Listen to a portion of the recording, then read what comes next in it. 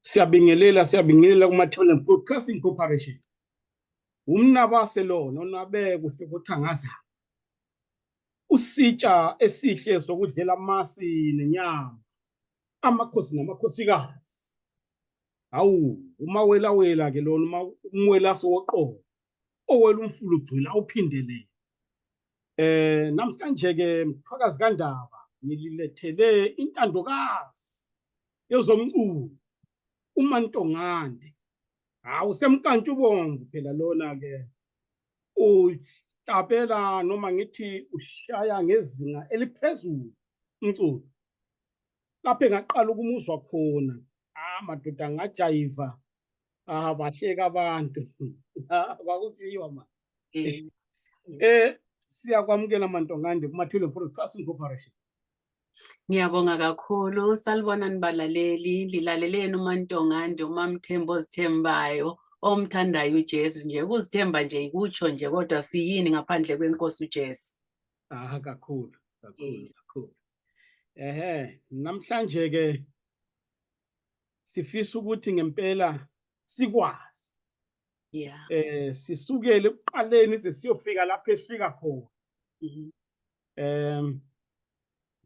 Manje bengicela ukuthi ngamafishane nje uzisho ukuthi wena unguMamthembu ozithemba. Uzalelwe kuphi? Mina ngokuzala ngizalelwe eLupane endaweni yase St Paul esiqintini seGweshanga. Yikho lapho engizalelwe khona. Mina ke ngazalelwe emkulwini.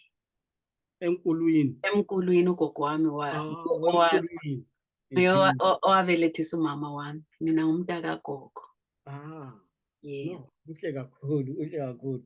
Ugogo wami naye ube midwife. Midwife anti ezazi ama-midwife esintu. Yebo. Shuthi umsebenzi obusenzwa ngugogo wakho usenzwa ngugogo. Kakhulukazi. Hayi kuhle kakhulu. Uma nje uthatha ubuyela muva. Ngesikhathi useseyingane. Ekhaya la. Ukhule ngaphansi kabani? Mina ekhaya ngiseseyingane ngikhuliswa ngugogo ngakhuliswa ngumama ngakhuliswa ngubaba kanti ngilabafowethu. Mina la engizalwa khona ngiwesihlanu ebantwaneni bakababa nomama. Yebo. Akuntshelini into eyi-one oyicabangayo ngoba usesemncane. Hey mina ngisesemncane into engicabanga kakhulu yikugigidobi logogo. Lokugiga esasithi ngamachakada. Lokutheza inkuni. Lokubasa umlilo kagogo. Mina ngangiyintandokazi kagogo. Kwase kuzalweni nje ngakhula bengiyintandokazi kagogo. Ugogo bengithanda kakhulu futhi ugogo engingakutshela abalaleli ukuthi ayikho into enkulu edlula ukubusiswa ngumzali. Mina lingibhekile nje ngabusiswa ngugogo wami. Owatsho la nxa ngisesemncane ngiyakhumbula amazwi akhe ngitshela lobu ungaze uye kuphi uzophumelela futhi uzoyenza kahle. Wow. Ugogo dlala. Hayi ube ngumuntu okwazi ukukhuthaza. Yes. Ngoba ikakhulu uma ungumntwana uyamdinga umuntu okhombisa ukuthi uyakuthemba njalo okhombisa ukuthi uyakuthanda. So wena ubukeka ugogo ube nguloyo. Kakhulukazi yebo. Ube ngumabani ugogo? Ugogo benguMasibanda. Hlathi ongahlulwa thambo. Hayi kuhle kakhulu. Izinto obuzithanda ngesikhathi ukhula izinto ezifana nayo. Ayikho into ekade ngiyithanda njengokuthi ngijabulise ugogo wami. Ugogo wami bewathanda amahewu. Kubo bonke abakwaziyo ukuthi ugogo wathanda amahewu athanda iqebelengwana. Ngangijabulela kakhulu ukuthi ngigige even ngingumntwana ngihambe nginikeza ugogo impuphu yokwenza amahewu lokwenza amaqebelengwana. Okay. So into bekujabulisa kakhulu wena ikujabulisa ugogo. Ngikujabulisa ugogo.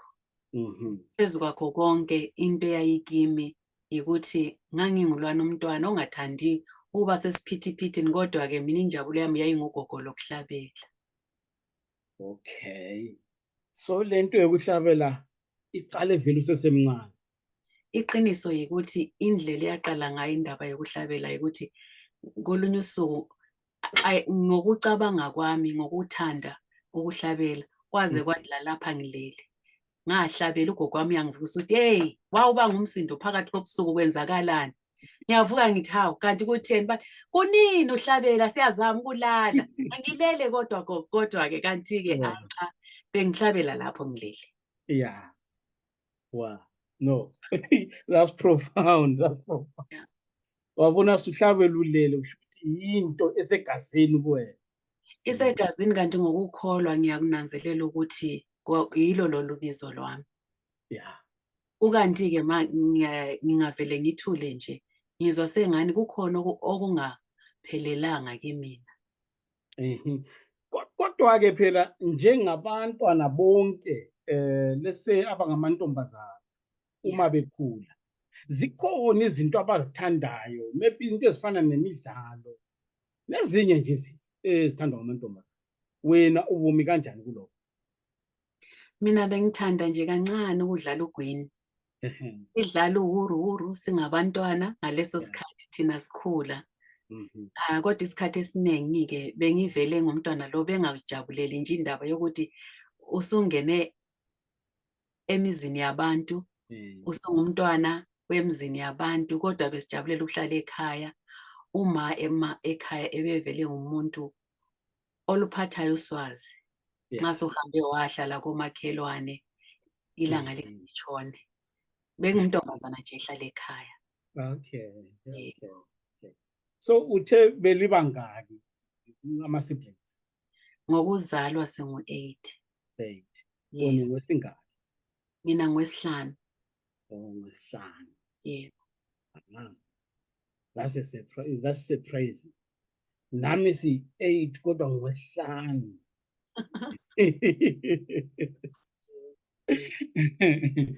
Hayi, kuhle ngiyakuzwa. So izikole owangena kuzo, owafunda kuzo yiziphi?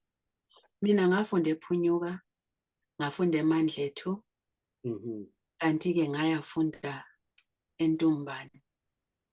eNtumbane. Yebo. Okay. Sho ukuthi ngaqala ukukwazi usafunda eNtumbane. Kusho njalo, mhlawumbe.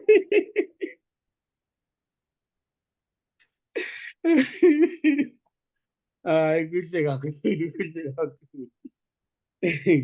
All right. Uma nje sithatha sibuka ngikubisela kancane, ngifuna ukuthi nje unikeze nje ama-experiences zakho ngesikhathi usafunda, ikakhulu e-primary school. Yebo. Ayenjani ama-experiences akho?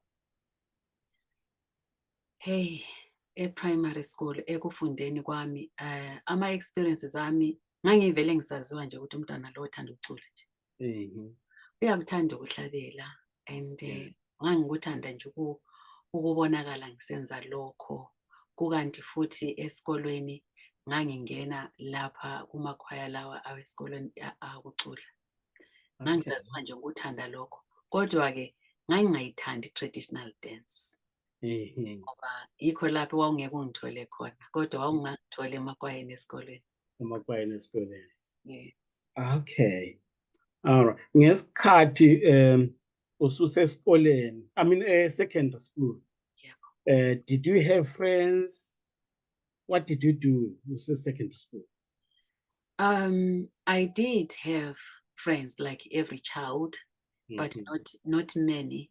Not many. Not many, of course, because I had relatives.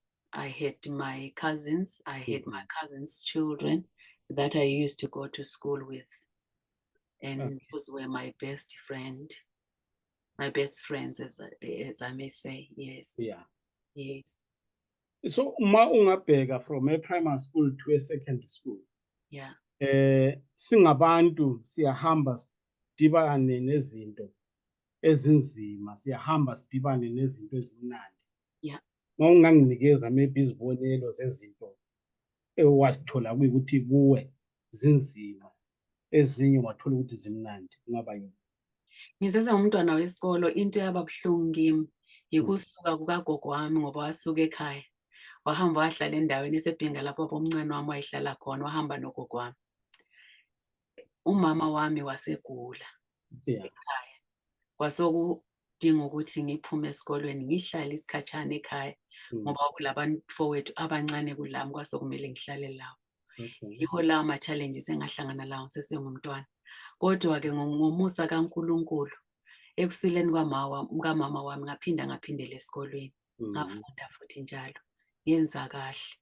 Okwaba mnandi kakhulu esikoleni, ikakhulu ngesikhathi sese-secondary school, kwakulomunye uMiss Dube. She was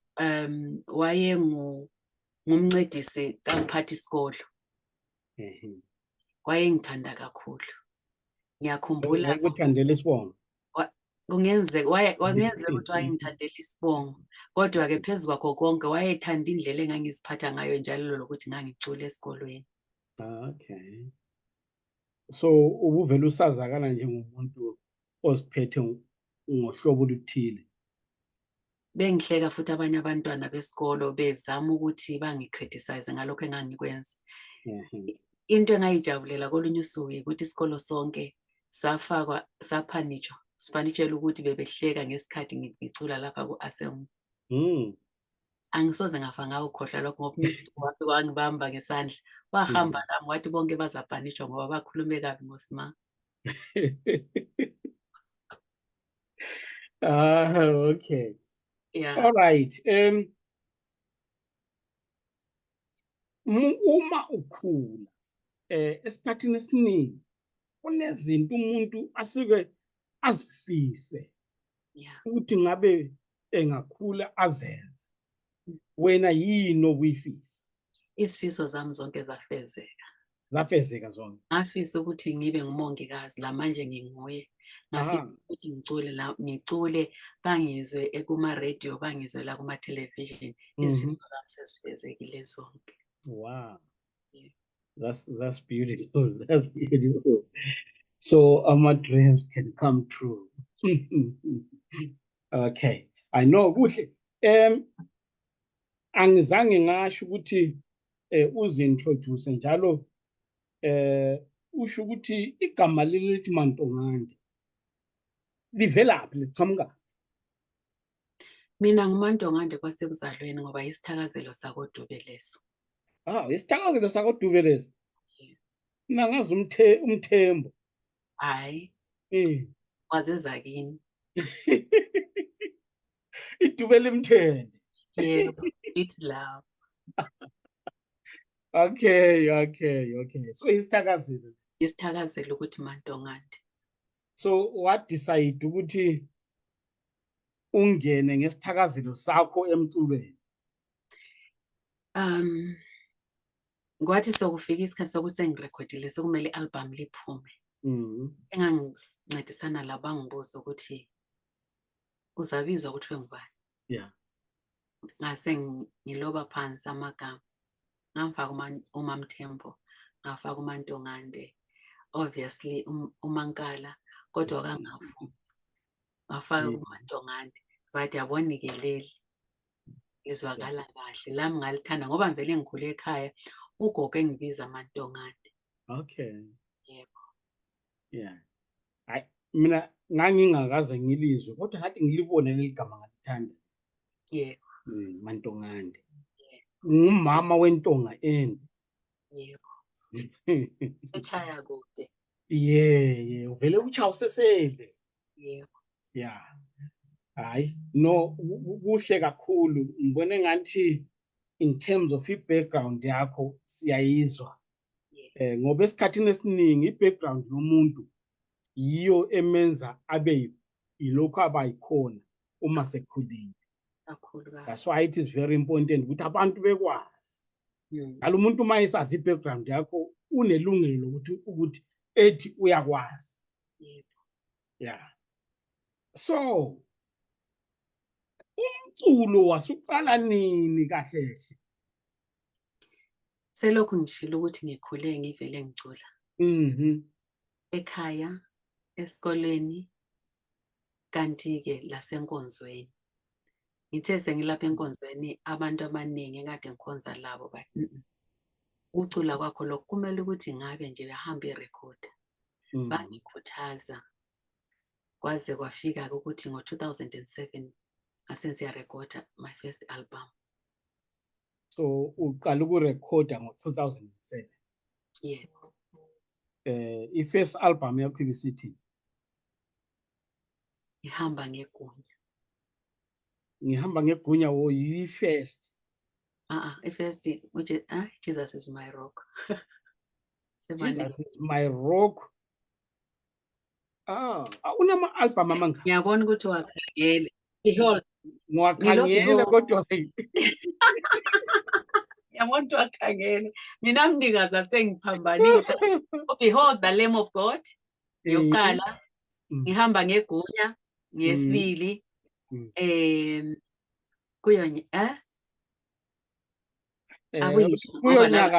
Kuyonyakaza yebo. So kahle hle semangaki? Asemahlanu. From 2007. Yes. Right. Okay. All right. Before u record. Yeah. Kunabantu ababethi kungani ungarecord? Baningi kakhulu. Wawusithi? Ngangisithi ngiyafisa. Ngathemba kolunye usuku ngizakwenelisa ukuthi ngirekhode. Okay. Yeah. Kuhle. Esikhathini esiningi abantu ukuze bafike kuzinga eliphezulu. Yebo. Kunabantu ababhekela kubo ukuthi uma ngingacula njengobani. Wena ukhona umuntu ngesikhathi ukhula even before uqala ukurecord uwawufisa ukuthi ngabe uyacula njengani? Yebo baningi. Ungaba ngubani mawasinikeza izibonelo?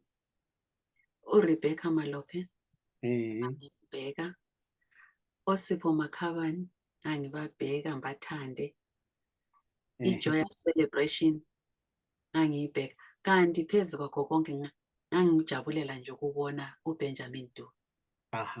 Ngenxa yesibongo sakho ngwakithi. Yeah. Yes. Okay. Hayi uBenjamin Dube ingcwele. Ingcwele. Yeah. Kulaba abantu obufisa ukuthi ngabe mhlawumbe ungacula njengabo noma better than them. Ukhona osuke wahlangana naye? uSipho Makhabane. Okay. Sengike ngahlangana naye. Senza lokhu okuthiwa i-collaboration. Ngirekhoda ikathesi ngoDisemba lodlulile eSouth Africa. Uyenza i-collaboration naye? Kanye naye ulobe iculo wanginikeza salicula laba ngelami. Iculo elithi ukuhlala kuye. Okay. Ukuhlala kuye. Yeah. Ngikuzwile ngesikhathi uliculo ukuthi walilotshelwa ngomunye umuntu but I couldn't tell ukuthi ngubani. Kanti nguSipho Makhabane uBig Fish. Okay. No, that's beautiful. That's beautiful. Yeah. So wasuqala ke ukurekhoda ngo-2007. Yes. Bekukuphi lapho? Khonapha eNgilandi. Khonapha eNgilandi. Enhleli khona yebo. Sokusho ukuthi iNgilandi ikuvulela amathuba. Kuliqiniso lokho. Kanti-ke ngisesekhaya ngangilokho ngifisa nje ukuthi ngangirekhoda kodwa amathuba ayengavumi. Ngenxa yomnotho wakithi. Kanti-ke kakululanga. Bekungalulanga leso sikhathi ukuthi ukwenze lokho. Yeah. Bakhona abantu empilweni obazi omebhobazela esikoleni noma echurch ababecula njengawe abangazange belithole ithuba lokuthi berecord? Baningi kakhulu futhi abacula ngcono kula abangalitholanga lona lelo thuba. Okuyikuthi futhi uyazwisa ubuhlungu ukuthi uyathu ubabhekile uzwe ngaphakathi ukuthi hey lo muntu ulento engcono kakhulukazi kuneyami, ukuthi ngabe yena ula ebeza yenza izimanga. Yebo. Manje kuzomela kwenziweni ngabantu abafana nalabo abagcina bedlulela kobaba omkhulu bengazange balilokhuza ithalenta labo lapha emhlabeni. Kumele senzeni njengabantu? Kuyisifiso sami kakhulu ukuthi uNkulunkulu angiphumelelise abanye ngibasize. Kanti-ke futhi kuyisifiso sami ukuthi kulabo asebephumelele besize laba abaphansi abalalo ithalenta lokuthi bacule, basize labo bafike kule level abafike kuyo futhi badlule kule level phose thina esikiyo. Yeah. Okay. Yebo. So before urecord uthe ubucule echurch? Yes, bengicule echurch. Ubucula nabo bani noma kumapha amakwaya abenamagama? Mina bengikhonze Brother in Christ Church eLobhengula. Bengicula njalo kwamanye amakwaya. Yabona nxa livele ulalento yokucula kwesinye isikhathi lihamba leyenze enye igroup yeni laphana lithi sasa siyakhwela khona phana epulpit bazasizwa kusasa. Yeah. Ihambe iphele. Sasi igroup engagcina ngikuyo andubana ngibuye eEngland. Ngangicula le One Way to Heaven. One Way to Heaven. One Way to Heaven, yeah. Labanye ababecula kuPure Joy. Kwakumnandi ke khona lapho ukuthi uzibone sulaphana sucula lapho sicula labana abanye. Yabona njengomntwana nje uvela usenkonzweni uyacula lapho bonke labo bantu. Yeah. Yebo. Okay. Yeah. So uyabhala yini ilokuze music uyazibhalela yini izingoma? Yebo ngiyabhala. Kanti ke futhi lonkala njalo laye uyabhala. Uyabhala. Yebo. Okay. Wena ma ubhala ingoma what's the process of writing? Engakutsho ukuthi umuntu bavame ukuthi uyilokho akudlayo. Ngokukhonza la kufunda izwi likaNkulunkulu. Yikho lapho okuyisisusa sawo wonke umculo wami. Kanti futhi njalo okunye amanye amaculo yami abuya ku life experience. Kulokho engihambe phakathi kwakho njengomuntu. Yeah. Lezi zinto engihlangana lazo. Kanti okunye futhi kuba yibufakazi, kuba yitestimony yokuthi ngidlule kulokho ngadlula kulokho. Ungahlala phansi ulalele kahle umculo yami. Kwesinye isikhathi kuba lula ukuthi uzitshele ukuthi I think kungenzakala ukuthi umuntu lo ubehamba phakathi kwalokho. Yebo. Kungenzakala futhi ukuthi umuntu lo ufundile izwi lenkosi wasesizwa lokho wasephuma lo mculo. So uma ngikuzwa kahle. Yebo. Lezo yizinto eziku-inspire ezikunikeza a certain kind of framework of mind ukuthi ukwazi ukuthi ubhale. But umbuzo wami uthi uma ubhala what's the process? Wenza kanjani? Uyathatha ipen ubhale iculo liphele kwenza kanjani? Yebo, ngiyabhala phansi. Kwenzakale futhi njalo ngalezi insuku sokulamafoni. Khona into eyenzakalayo ukuthi kwesinye isikhathi uvuke nje ulali iculo nje. Likhona engqondweni yakho. Ubese usizwa ube nayo itune. Yeah. Uzwe ukuthi ayi ikhona manje bese uyathatha nje uyihlabele la, uyicule irecord efonini. Ngomusa kaNkulunkulu ke ngiyambonga kakhulu ngoba unkalo khona ke bese asihambe downstairs e-studio. Yeah. E-studio lesiphansi ku-basement, sihambe phansi e-studio. Siyincindezela before ngikhohle man, asihambe before ngilibale. Yeah. Bese si-recorda ke. Kwesinye isikhathi kuyenzakala ukuthi ngibe ngile chorus nje kuphela, ngilo mca omncane. Yeah. Ngaleli culo engilalo. Record lolo bese uyayibamba itune. Then sengisiya ezwini likaNkulunkulu. Sengidevelopa ke sengibhala ngaleyo ndlela. Ibe lama verses angikhona ngifake phansi. Iphelele nje. Iphelele ngaleyo ndlela. Yes. No, that's beautiful. Ngoba ngiyake ngicabange nje ukuthi ukubhala ingoma akuyona into elula. Akuyona into elula. Ipoem, ngabhala incwadi, bhalela othandekayo wami whatever. But ingoma. It's not an easy. Iqiniso ukuthi ukubhala ingoma kuyimfihlo, it's a mystery ongeke wayizwisisa ngengqondo. Yeah. Kodwa ke ubona sukwenzile. Ngoba uqale la enhlizweni wakuzwa. Kulamanye amaculo engithi ngwalalele lami mina ngemva kokuba sengiwabhalile ngarecorda. Ngizwe ukuthi aletha that emotion, aletha injabulo, aletha usizi, aletha ukuzizwa inamandla ukuqhubeka. Yeah. Kungenelekile ukuthi ngihambe kuzimene okunganani. Okay. Ngoba vele empilweni kwesinye isikhathi singena kuma challenges amaningi, singena entweni eziningi. Kodwa ngenxa yomculo wami mina uvele uyingxenye yempilo yami ukuthi loba ngihamba kusiphi isigaba ngizibona sendlula. Yeah. Yeah. Umuntu uma engakubuza ethi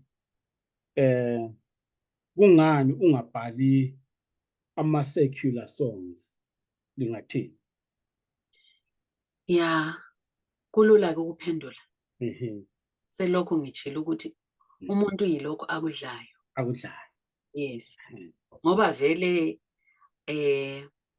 ngestandard somhlaba bathi I'm a church goer. Kodwa ke mina ukukhonza it's a lifestyle. Indlela engiphila ngayo. Yikho lokho engikuphefumulayo. Yikho lokho enza kubhala phansi. Yikho lokho enza kunika abantu. Kungenzeka kulula nje ukubhala ama secular song. Ube popular uzwakale kodwa ke akuvumelani lokuphilo bami. Yeah. Ingoma. Uma ungayichaza ukuthi ingoma iyini, ichaza isiza ngani. What's the purpose of a song empilweni yomuntu? iBhayibheli engilifundayo lithi ukuhlabelela kuyamduduza odabukileyo.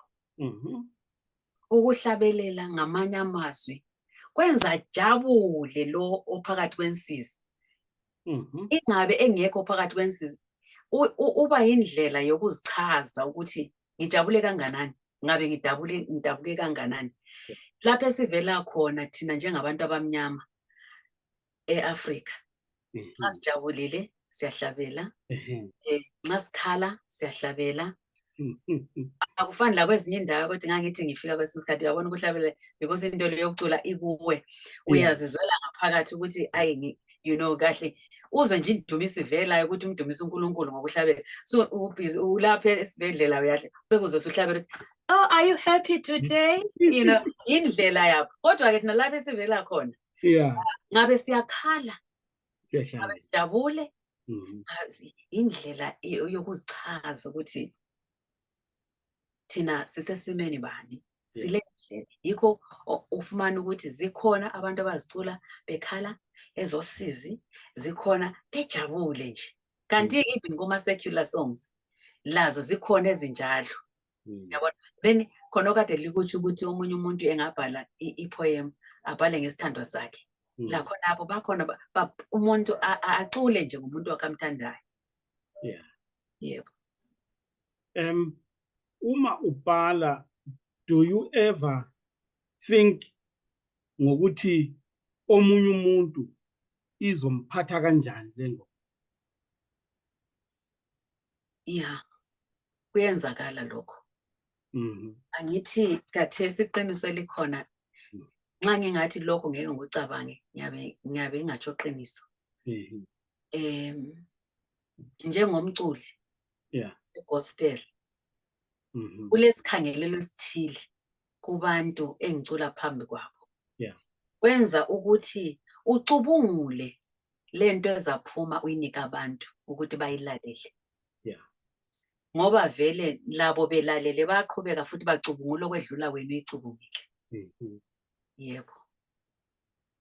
So ngoba ngizozama ukuthi ngibe specific, ngiyakuzwa ukuthi angise philosophical, but ngingumuntu lwana othanda ukuthi ngikuthathe ngikulethe ku ground zero. Specifics. Yini wena othanda ukuthi ucula noma uthatha ipheni yakho ubhala ucabanga ngomunye umuntu ofisa ukuthi kwenzakale komunye umuntu yini? Yeah, kuyenzeka ukuthi okwake kwenzakala ukuthi kulesikhathi ngike ngakhuluma ngokuthi umama ekhaya wake waphatheka kabi emzimbeni. Mhm. Ngiyakhumbula ngifika kolunye usuku, ufika ubona ukuthi umuntu omdala uphatheke kabi emzimbeni. Yeah. Kuqhamuka leli culo ukuthi uJesu uyaphilisa. Mhm. Ngiyafuna azwe leyo nto ingene kuye ukuthi uJesu uyaphilisa, abe lethemba. Abelethe. Iqiniso elikhona ukuthi ngathi sengenze njalo wavuka nje wahlala. Mm. Ngoba leyo kulalento le yona leyo khuluma ngayo ukuthi ufuna abantu bezweni. Mhm. Umculo wami ngiyafisa ukuthi unike abantu ithemba Themba. elivela ezwini likaNkulunkulu. Yeah. Umuntu angaziboni ukuthi mina kwami konke kuphelela la. Mhm. Ngesikhathi esiphila ngiso ngikho ngishilo ukuthi kulezinto esihlangana lazo empilweni. Yeah. Kodwa ngomculo kwesinye isikhathi nje uzwa kusiba lula. Mhm. Yeah. Wena personal umculo uminishane kuwe personal. Hey, umculo utsho konke. Engakutsho ukuthi umculo wami ungumngane useduze kimi. Yeah. Ngiphelele ngilomculo. Ngiphelele ngiloNkulunkulu. Yeah. Lo mculo wami. Yeah, ngakutsho lokho. Okay. No, kuhle kakhulu. Uthe usubhale albums ayi5. Mhm.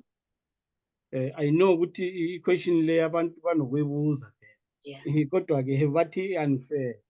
Nami ngizokubuza kuphela ukuthi i-favorite album yakho. Wona wonke ngiyawathanda. Mhm. Alomutsho ohlukene kodwa uyonke iqhakathekile empilweni yami. Mhm. Yebo. Yeah, ngiyangizwa kuyafana nabantu abakho uyathola ukuthi banobuntu bonke kodwa ukhona umthanda kakhulu. Ungenzeka kodwa ke Awufuni ukutsho. yeah, iqiniso ukuthi ngiyawathanda wonke. Yeah. Angikwazi ukufaka esilinganisweni ukuthi ngikwazi ukuthi ngoba kule nyathi ngihleli phansi. Yeah. Selokhu ngitshila ukuthi ngomculo wami kulohambo lwami kuyimpilo yami and wonke alomutsho ohlukene. Ngoba ungathi uyananzelela ungihamba ngegunya ngesibili kulaleli culo engalibhalayo lithi hlala lami Nkosi uJesu.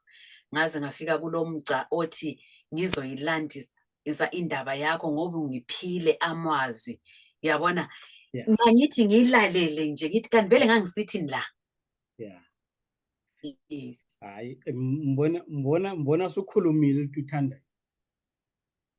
So kuhle ngoba nami yiyo vele ngiyithanda. Hayi yena lalethi ngihamba ngegunya i-album yakho leyana hayi leyana ngishanga phakathi impela. Uma uthi ngiyanqoba. Nkosi yami. Iyashaya impela. Yebo, yes. Yeah, kodwa ke hayi nalena ethi kuyonyakaza. Yebo. Ngithanda kakhulu lena ethi kungcono ngizidele. Yeah. Ngiyithanda kakhulu le ngoma. Yeah. Hayi ngiyakuzwa kakhulu. Then urelease i-latest, brand new, The Healing Project. Uyirelease nini? Kuyona linyanga. Kuyona linyanga. Laka 12. July. I-Healing Project uyirelease ngemva kwayithi konje? Or after how many years? I think after 3 years or so. Okay. Ngiza-check. Ngizabheka ukuthi. Okay. The last one. Yeah. The Healing Project. Yebo. Why the Healing Project? Wow. The Healing Project. It is a healing project indeed. Ngoba ngangingakwazi ukuthi ngiphe i-title ethini. Kodwa ke ngihambe phakathi kwakho ngabona kufanele ukuthi ngithi The Healing Project. Okay. Yeah. Because I feel ukuthi it's a very powerful title. Yeah. It's an inspired title. So bengizibuza ukuthi The Healing Project, i-thinking process yakho at that time ibivelaphi. So yumbuzo wami. Ukuthi ngithi The Healing Project ngikutsho ngiqinisile ngempela ngoba mina ngike ngaphatheka kubi kakhulu, ngagula emzimbeni. I was diagnosed with cancer, breast cancer, 2001. Yikho ke ngaleso sikhathi ngihamba phakathi kwakho konke lokho. Selokhu ngitshilo ukuthi kulo lonke uhambe ngihamba kilo. Umngani wami, umculo wami. Ngiyakhumbula ngolunye usuku ngithe ngisiya esibhedlela ngisiya kuKhimo. I drove myself to the hospital. Ngangisiza ukuthi lapha uNkulunkulu sengisiya khona futhi. Akulona uhambo olulula olokuthi uthole le treatment abathi iChemo. Kodwa ngiyangena la eModern la. Ngiyazitshela ukuthi la nxa nje ngikhangele, uyabona kwesinye isikhathi uyazikhangela.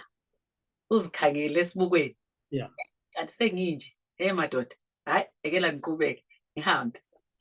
Kodwa ke kube sokufika lento ngaphakathi ukuthi akumdumise uNkulunkulu. Bese ngifaka music wami, faka i-CD yami lapha eModern. Ngiyahamba. Akukude la ngihlala khona ngiyakhona. Kodwa ke wafika lento yokuthi uNkulunkulu uzangiphilisa noma kanjani. Izwi lakhe lithi ngemivimbo yakhe ngaphila, ngokuvivinywa kwakhe ngaphila. Ngayizwa lento ukuthi ngizaphila man. Nxa ngiqeda la, ngifuna ukuyirecorda man. Ngifuna ukuyirecorda the next album. Qeda la, ngifuna ukuyirecorda the next album. Ngoba uyazi ukuthi kwafika lesikhathi ukuthi ngisiyarekhoda le album ngoDisemba lodlulileyo. Lokho ngingakaphili kahle emzimbeni. So ke ngaleso sizathu sabona kufanele ukuthi sithi the healing project. Yeah. It is about my healing. Okay. It is about thanksgiving. It is uNkulunkulu ukuthi uNkulunkulu ungiphilisile. That's very powerful. I think I could sense ukuthi there was a very strong and inspiring story behind the title. It's a very, very, very powerful one. Then Mafoshoza. Yeah. Lena ke wathi uyibhala kwakuyini sisi? Yeah. Ayisiyo yonke into nje ongayikhuluma on the camera. Kodwa iqiniso likhona ukuthi uyabe usukhangela emuva, wakhangela phambili, wakhangela emaceleni, wabona ukuthi bengingeke ngidlule kukho konke lokhu engekho uMafohloza. Ube sufikelwa yinto le yangaphakathi yokuthi bese umtema uNkulunkulu. Yeah. Ukuthi unguMafohloza, ingadlangadla. Uyabona ikakaramba lezulu. Uyabona ke nxa sokunjalo vele. Sengilahlekile lapho lo umuntu olapho ngisamkhumbula ukuthi kulobani. Nxa sengicula le. Yeah. Then uthi Jesus is my rock. Yebo. Did you collaborate with anyone? Yebo. Jesus is my rock. I'm collaborator lo Unathi. Unathi Nathi Mzekeli oweJoyous Celebration. All right. Yeah. Engakutsho nje ukuthi kubalaleli uNkulunkulu ungenzela isimanga vele. Uyabona ukuthi umuntu kuyenzeka ukuthi uzizwe ukuthi la uSathane uthi sokuphelile ngawe. Yeah. Uyagula vele wena uyafa. Yeah. Ngoba vele i-cancer diagnosis kuba nje uyabe usuzwela nje ukuthi ayi le death sentence engiyiphiweyo. Yeah. Kodwa ke isimanga ukuthi kwaba lento le efika kimi ukuthi ayi kumele vele ngiyerekhoda le album. Ngemva kwengqondo yakho uSathane ukuthi uyakutshela ukuthi ngenzakala ukuthi isikhathi sakho vele sifitshane. Ncindezela lokho okulutshwana lakho. Ngapha enhlizweni yakho ngokumthemba uNkulunkulu ukuthi Sathane lamanga. Ngifuna ukuyirekhoda, ngintshela umhlaba ukuthi ngiyaphila. And ngiyambonga uNkulunkulu ukuthi ngiyaphila. Isimanga engaba laso yikwamukeleka kwami eSouth Africa. Ngamukelwa ngabantu engakaze ngacabanga ukuthi ngingama lapha nestage ngicule labo. Yeah. Baba Makhabane. uNozipho Phiri, uNathi Mzekeli, abadlali bamacaco, abadlalela iSpirit of Praise, abadlalela iJoyous Celebration, abadlalela uBamakhabane, abadlalela uNozipho Phiri. Zonke lezi zinto zangimangalisa ukuthi uNkulunkulu kanti ukwenze njani. Engizibuza khona ukuthi uNkulunkulu kambe vele ungivusele khona lokho ukuthi ngiphile. Cabanga ngiqala ukurekhoda ngo-2007. Angaze ngalithola ithuba elitholile elifana laleli. Futhi umsebenzi wami awukazi wamukeleka loba kuphi ngendlela owamukele ngakhona njengamanje. Bawamukele of course eZimbabwe kuma radio station amanyathile selokhu lana de liudlala ngasese. Kodwa manje lonke ngiphuma obala la wamukela umsebenzi wami. Engakutsho ukuthi eSouth Africa wamukelekile umsebenzi wami kakhulu kuma television station angu-5. Wow. Amahlanu. Ama radio station kanti eZimbabwe angikwazi ukuwabala. Just because of the healing project. So ngiyambonga uNkulunkulu ngalokho. That's profound. That's profound.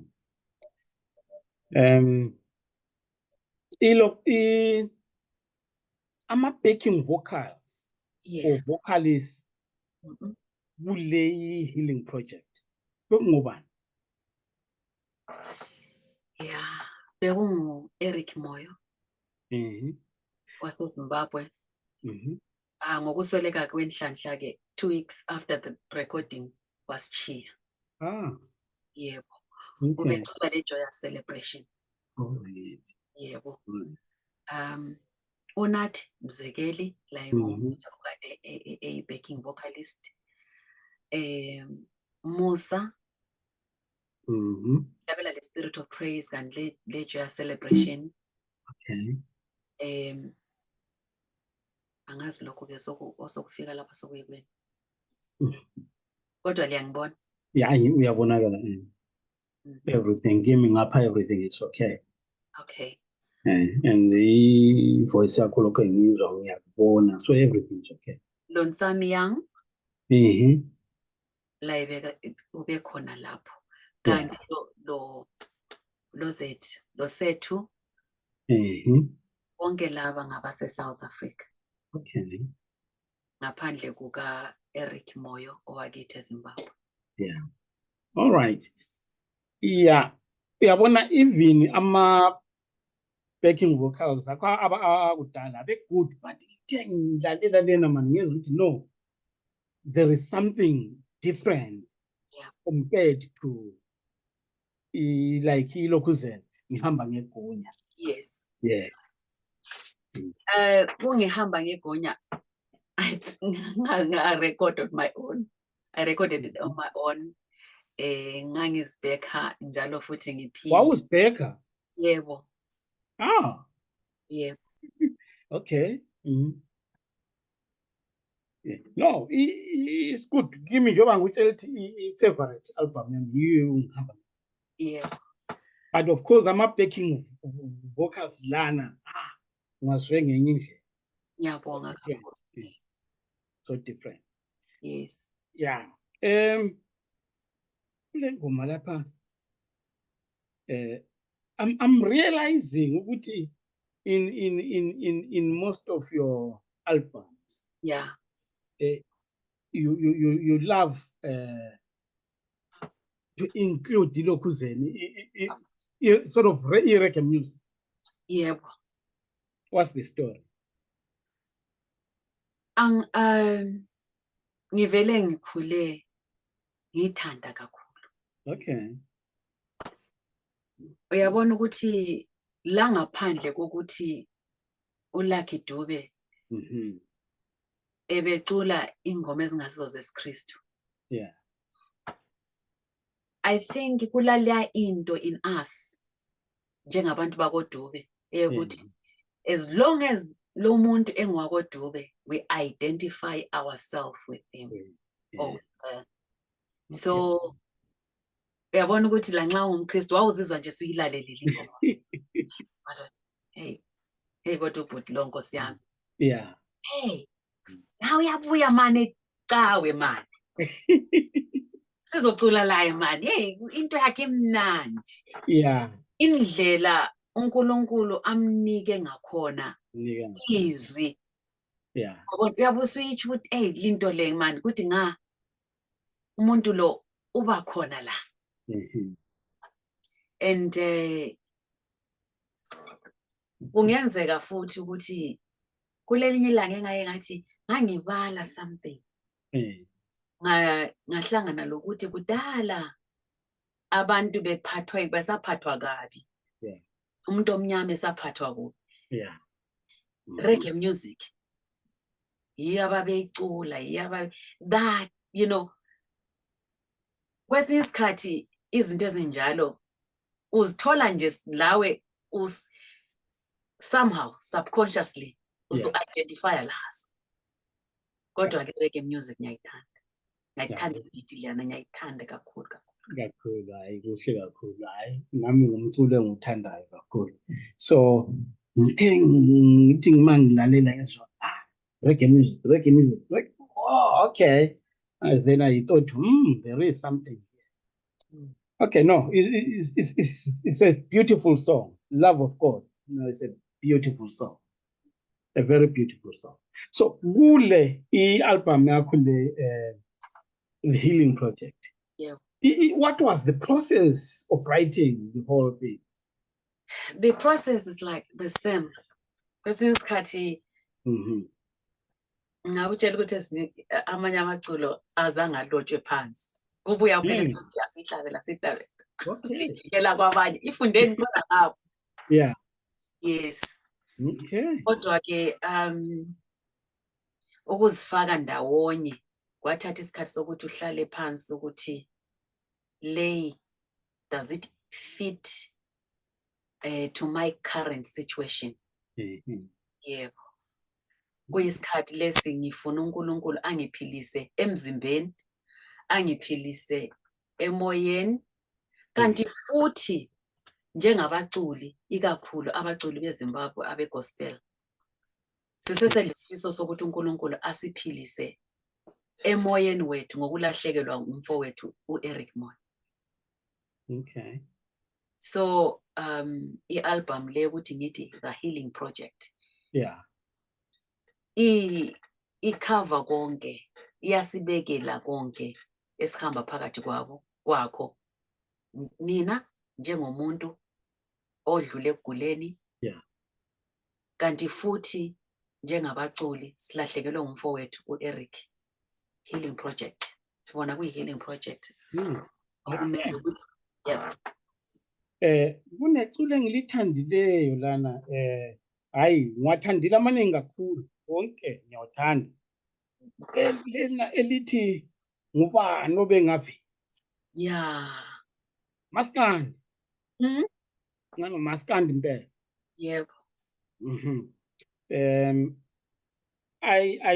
Ngithe mambheka ngabona ukuthi na kwamanye ama-albums. Yes. Bakhona uMaskandi, but this one ngimuzwe nguMaskandi ophuma impela. Okay. So what's the story behind that? Kukho konke engihambe phakathi kwakho. Uyabona ukuthi uyafikelwa isikhathi lesane sokuthi yabona manje kumele ngitsho ukuthi yikugula, yikungena kuziphi inhlupheko, yikungena kuwaphi ama-challenges. Akukho ngamvimba. Ukufa kwehlula ukungivimba. Ngahamba ngarekhoda. Ngiphethe i-album, ngiyaphila. Amvimbeki vele. Uyabona? Yeah. Yikho lokho engikuzwe nje ukuthi yikho ngisho ukuthi album le yabona nxa sewulapha e-studio kumbulaphana e-staging ngiyathemba umuntu ohlukile vele engakutshela abalaleli ukuthi ama-video khona angiyathemba ukuthi lizobusiseka ngawo ngoba ngikhuluma lokhu okukimi engikuphilileyo engikuzwayo engikutshoyo ukuthi not yet angivimbeki vele qalume kancane kufa qalume kancane loba yini loba ngumuntu angivimbeki vele ndleleni yami le angaqedi usesene-mission. Oh yebo. Yeah. Okay, mbona engathi hayi sesixoxile kodwa ke ngiyafiswa kakhulu ukuthi usinikeze imininingwane yokuthi abantu uma bengathi hey siyafisa ukuthi siwezwe la amaculo nathi bengawathola kuwo wonke ama-digital platforms. Umculo wami uyatholakala ku-YouTube, Spotify, iTunes, CD Baby. Lamanye engingawaziyo engiwabone nje sephuma lapho sebefakile ukuthi oh laphana kuthiwa i-Redeemer or something like that. Kunengi kodwa ke ungangena lapha kubo YouTube ojwayelekileyo awuzayithola imculo kaMantongandi. Kanti ke ama-DVDs, i-videos ami kancane kancane siwafaka ama-date ukuthi leyiphuma nini. kancane kancane lokhe engena abantu bengawalinda lapho. Yeah. Mhm. Kuhle kakhulu, kuhle kakhulu. Unombiko ngathi message bani ongaba nayo ongayidlulisela ebantwini? iBhayibheli likhuluma ngokuthi ukukholwa encwadini yamaHebheru likhuluma ngokuthi ukukholwa kuletha okungekho kube khona ngezinye indlela. Engakutshela umlaleli ukuthi loba yiluphu uhlupho ohamba phakathi kwalo, ngabe kugula, ngabe kuswela, ngabe yini, ngabe yinzondo, ngabe yini, kodwa ke engakutsho kuye ukuthi kholwa kuNkulunkulu uzokwenzela. Akukho kwehlulayo kuye. Ungakholwa kuye uzitshele wena ukuthi hayi man, angivimbeki mina. Yeah. Hayi, Uzobona sodlulisa. kuhle kakhulu. Siyabonga kakhulu imessage oyinikeza abantu. Asibonge ke Mahlabezulu, sibonge Mthokazi kaNdaba. Uthulano kaNkala lana. Namhlanje ubelana noMantongane. Idube limthende ke lele, idube lizithembayo. Hayi. Ngiyakutshela, ngiyakuthembisa mlaleli mbukeli ukuthi uma ungawudinga umculo wakhe umxhase, awungeke uzusole noma nanini. Ngeke uzusole. Engakutsho futhi njalo ukuthi Yebo. aka 19 Mhla ka 19 yeah. aka 19 October Okay. konke uhambe kahle ngile concert koBulawayo. Yebo. Mhla Okay. ka Kabe 19 kukuphi koBulawayo? koBulawayo eFoko. E4. Yebo. Mhla ka 19 ukuthi ubuzokuzwa lokho okuningi. yeah. Mhla ka 19 October. October this year. Yebo, in 2 months time. Uzokuzwa lokho okuningi uMantongane ahambe phakathi kwakho. Nanxusa. Kuhle kakhulu. Sibongile kakhulu. Siyathemba ukuthi uma silicela selisicela ukuzoxoxisana nani lizobuya libuye futhi kuMathule Broadcasting Corporation. Siyabonga. Asibonge kakhulu. Bonga kakhulu. Thank you. Bye.